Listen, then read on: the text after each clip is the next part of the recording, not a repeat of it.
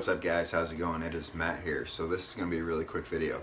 So the other day when I was heading to the Wounded Warrior Project event, I actually got a email about the SHARE Act being passed, and I wasn't too familiar with it, so I decided to look into it a little bit.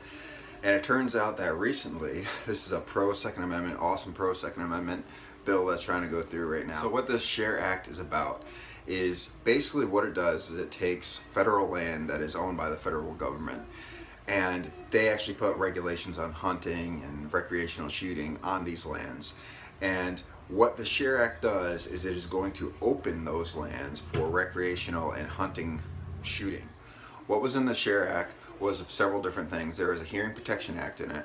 Basically what it does, which this is pretty awesome, especially for gun owners out there, is forever, a lot of us had wanted to get suppressors on our firearms, but due to laws and regulations, it was made it very difficult. You have to get like a $200 tax stamp, and it could take up to over a year for you to be approved so you can go out and get your suppressor or silencer. This act introduced part of that where now it is going to remove that tax from the suppressor and make it easier for us to purchase suppressors, which means, from what I was reading, it'll be like going out and buying a bipod or something like that. Suppressors will be there, they'll be available, and they'll be available to regular people, which would be absolutely awesome.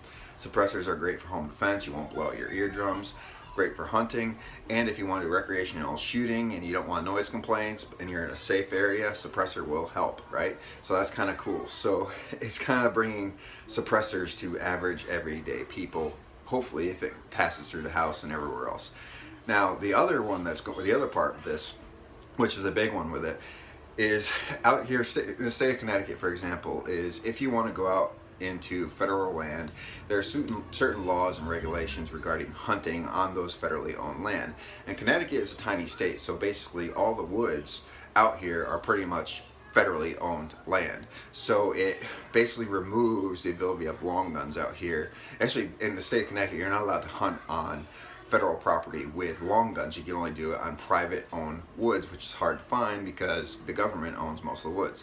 Well, what it sounds like, according to what I was reading in this bill, is now it's going to take those regulations off that federal land. It'll turn that federal land into places where you can actually take your rifles, take your pistols, do recreational shooting, go hunting, and it's a big win if this passes. Another huge win if this passes. And I'm really hoping, I'm hoping what I was reading and a couple things I've been hearing about it, I'm hoping it is what it says, because that means the next gun I might be buying might actually have a threaded barrel on it, and I might be actually able to go out to a heavy wooded area that's federally owned property and go shooting and actually bring you guys footage, and that would be awesome for me.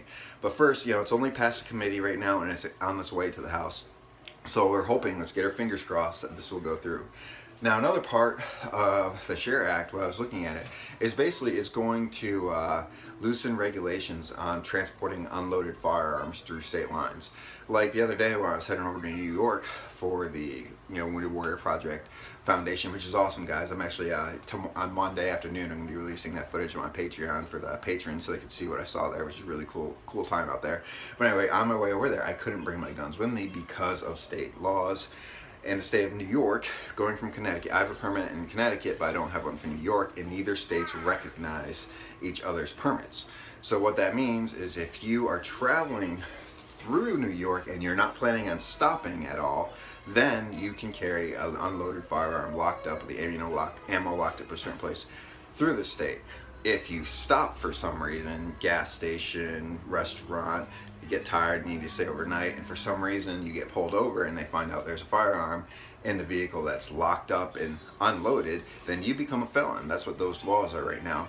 What it looks like the SHARE Act is going to be doing is, don't quote me on this yet, it's like I've only seen the very basis, I haven't seen the whole detail thing, is basically it's going to tell them to shut the hell up, and guess what, you can bring those firearms in and out of states if they're unloaded and locked up. So that's another win-win for us if it passed. Now if this goes all the way through and fully passes, along with the national reciprocity passes all the way through, the awesome thing about that, guys, is if these two go through, guys, the last 8 years of us gun owners being attacked non-stop by the anti-gunners, all the regulations and rules that they put into it, go bye-bye. So this is awesome, guys. This is a great turning point for us, and let's hope this goes through. So guys, get on the phone, write the letters, do what you have to do to tell your leaders, hey, I want this passed, I want the SHARE Act passed, I want the national reciprocity passed. Get on the phone, get in the letters, put it out there, guys. Please put it out there.